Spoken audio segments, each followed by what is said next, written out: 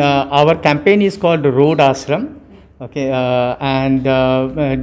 through this campaign, we are traveling along the India's border. We are traveling 25,000 kilometers, and it's going to take us nearly 60 days of time. And the objective of this campaign is to create COVID-related awareness. And this pandemic, this global pandemic, was actually an health crisis. But in India, it has been converted into a very large and deep humanitarian crisis. So we are meeting with the people wherever we are going. We are exploring the places, and we are trying to see the different cultures, and we are speaking with the people to understand what is their idea of the country.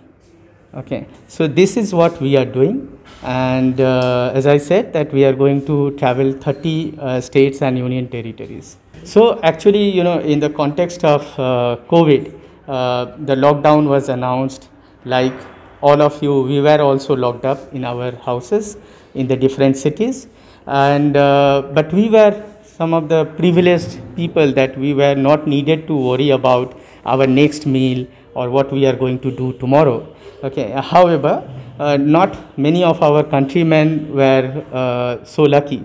I mean, within some days of time, we have seen the disturbing, pictures on the television. We have started reading in the newspapers that lakhs of migrant workers were walking on their feet long distances. Some were walking for 1,000 kilometers. Some were walking for 1,500 kilometers. So all these things have affected us. Okay, I mean, so what we realized is, as a responsible citizen and as a sensitive people, we thought, can we do something that will, that will help people who are in distress? So that's how the idea came. That's when, Ahmer, me, Siddharth, and Neha, we came together, and we decided to start this campaign named Road Ashram.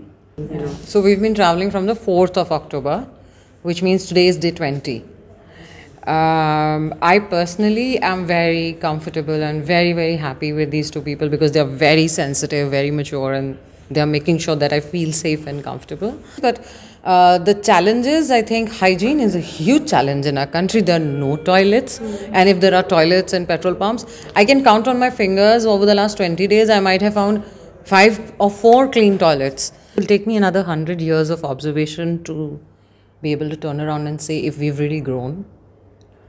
But I don't think staying at home is going to stop rapes. We need more women on the streets. We need more women being who they are on the streets. We need more men to stand with them and say, these women deserve respect. But staying at home is not an option. The more we stay at home, the more we say, give us a separate dabba to travel in, give us a separate street, give us... Yeah, I mean, we are going back in time if we keep asking for separation. We need to be integrated in society. And trust me, I know 90% women that I know are abused. And trust me, out of those 90%, 70% have been abused by someone close to them, someone who they trust. And I must also tell you that 50% of the men I know have been abused. I can only talk so much to people as, I can't be just going to people and educating them about how they should live in their state. That's not possible. I can't even tell people to behave differently in my own state. But together, if we try and work and we start having conversations, we can do something. So, yeah, sure. Sometimes in petrol pumps, definitely I say, like, can you please clean the bathroom? But, hello, it's not going to do much. But I guess if I can only request you guys to do something about it. I'd say road is one challenge. I think in some parts of India, the roads are very bad. So driving is tough. Also, one other thing that I've been noticing is that women are now very careful in talking to cameras. So because we are documenting stories, in rural areas especially, they are like, no, we don't want to talk to the camera. and that is so I asked a few people why don't you want to talk, because I've traveled in India before and that never used to happen. People were very friendly and they wanted to be, if you wanted to take a shot of them, they would be like happy. But this time what I'm noticing is they're saying no, we don't want to be in front of the camera. And when I asked them why, they told us that all this media, Hindi media especially, they twist and turn the stories and everybody is shown in a negative light. So they are very, very careful about that. So sir, basically your campaign will be focusing on you will be documenting your campaign when you travel, right? Yes. And where can people watch if some Right. people will So we have a website called www.roadashram.in. There people can follow the website. We also have a presence on Facebook, Twitter and Instagram.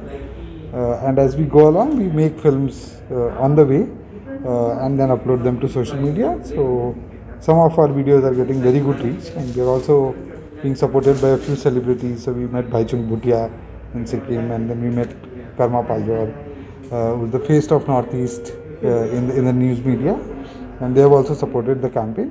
So through all of this, we are trying to reach out to people and tell the middle class or the rich people that the crisis is not over. The poor of the country continue to suffer, and we must, as society, as a country, we must take care of them. For them, the crisis is not over. So, can you please tell us about the fundraise for the NGO?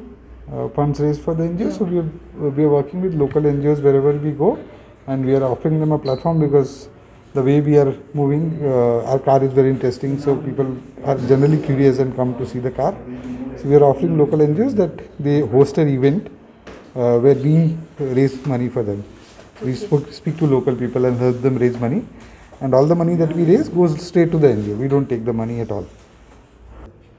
Sir, since your campaign is projected to the entire country, reaching all the 30 states in the country, so how do you manage with the recce and manage with the locations and all? There is no recce. We are depending completely on our help from a lot of friends. Yeah. So as we travel along, we make friends, and then they help us with the next place that we're going to.